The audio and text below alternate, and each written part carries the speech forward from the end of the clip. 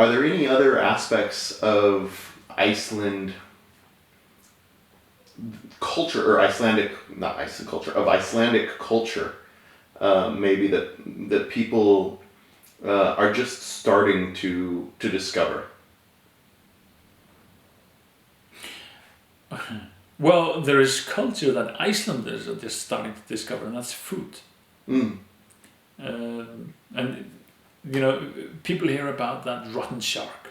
Yes. And we have in February, that's when we eat those rotten sour things, sour sheep testicles and whale fat and sheep heads, and some of it is very good food. Some of it is disgusting. Wait, what is a sour sheep testicle? Is that that is or? A sour sheep testicle? Yeah, that is a sheep testicle. That is. I don't know the method of it, but it's sour. Flavored. Yeah. For enjoyment. Yes. Interesting. Okay. Yeah. And I had a neighbor when I was living in Copenhagen for the first time, from Chile, and she, all of a sudden, it was like a discovery for her. Oh, you're from Iceland. We get bacalao from Iceland. And my sister, she's got this restaurant where she serves bacalao. You must have many fantastic recipes. Can you share some recipes with me? And we were like, well, in Iceland, we boil it and eat it. No spices, no nothing, no salads, no sauces, just boil it and eat it. And that's how we did food for a very long time. And restaurants were crap in Iceland. But in the 90s, people started to discover food and food culture. And it's been amazing to see the transformation of food culture in Iceland in the last 20 years or so, 25 years. And today you have some fabulous restaurants in Iceland. And while many things are expensive in Iceland, restaurants are at a very good price, at least compared to Denmark. Interesting. But I would say they're very fairly priced. And the quality you're getting then is extremely high quality. Excellent. Yeah. Because when you have such a small society, either you have no development at all, or the only benchmark you have is the best in the world. Because you start to look, okay, what is happening out in the world, and what floats up is the best that happens in the world, and that's the benchmark.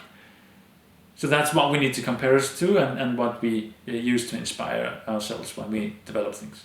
Well, I guess it makes sense too when you look at a lot of the primary ingredients, right? Like lamb or seafood, and those are kind of your basic ingredients. We have excellent material, raw material to work with, and I know lamb isn't really popular, but lamb and lamb is not the same thing. I can promise you that, because the lamb in Iceland is like game. When the lamb is born, it goes with the mom up onto the hills, and it walks wild for the entire summer, and it just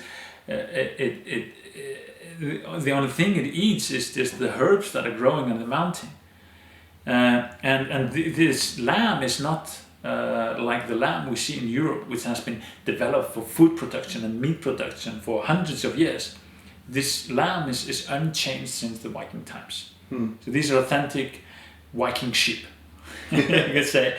And they look different. They come in many colors. They're red and brown and black and 2 colors and 3 colors. And they are smaller than most of what we see here. And they're quite different, actually. And the taste is also quite different. And it's a completely different kind of meat that you get. It's organic and more like game that you're getting. So it's high quality. Yeah, so a lot of different foods to try. Absolutely, both the nice ones and the not so nice ones. Yeah, I guess that's to challenge some balance. It's all about the balance. Yeah. But I mean, it's kind of like a masculinity test.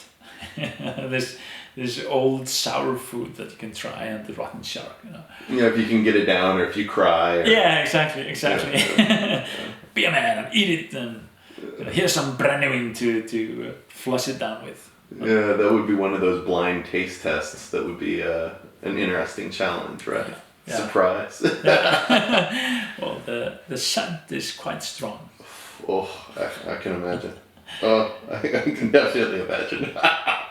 We have this tradition of on the day before. Well, we celebrate Christmas on the 24th, and on the 23rd of December, many eat. Well, what's the English name of it? It's I don't remember the English name, but it's a fish, and it's treated in a similar way as the shark. It's not as strong as the shark, but it's treated in a similar way. What's the name in Icelandic? It's kæst skata, and you can smell people the following day still, that's horrible. if they ate that or not. No garlic necessary. No, nothing like that. But it probably keeps you healthy. It kills all germs. Instantaneously. Don't need any probiotics or anything like that after that. Well, we take lysi in Iceland. What's that? It's fish oil. Fish oil. Okay. Yeah. Yep. Mm. So floating fish oil. We take that every day. Just by a spoon. Yeah. Yep. And I think that's one of the reasons why Icelanders have so much longevity.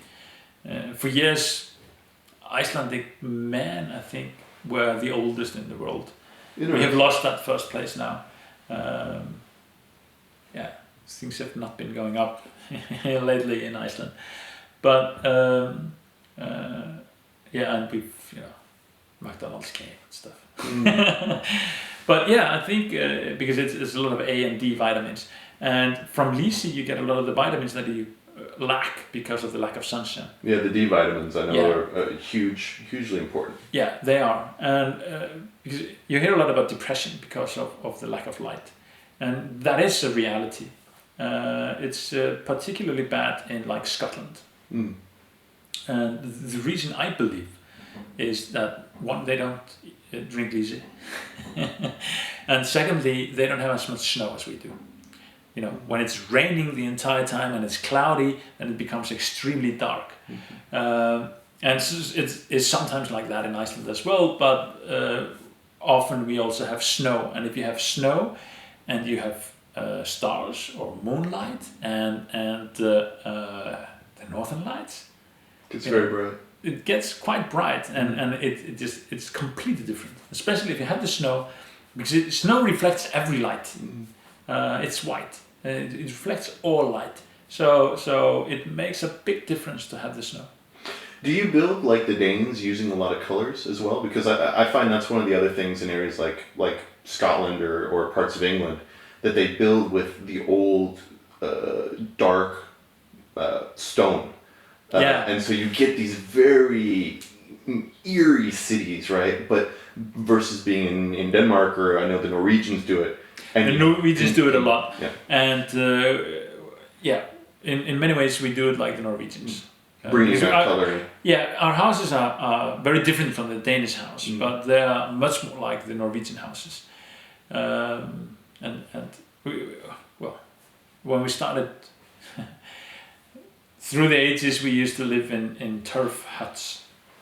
So similar to what you find in Scotland and the Shetland Islands, we were built with rock and then wood and turf on top, because there are no trees growing there, so you try to minimize the tree that you use in your buildings.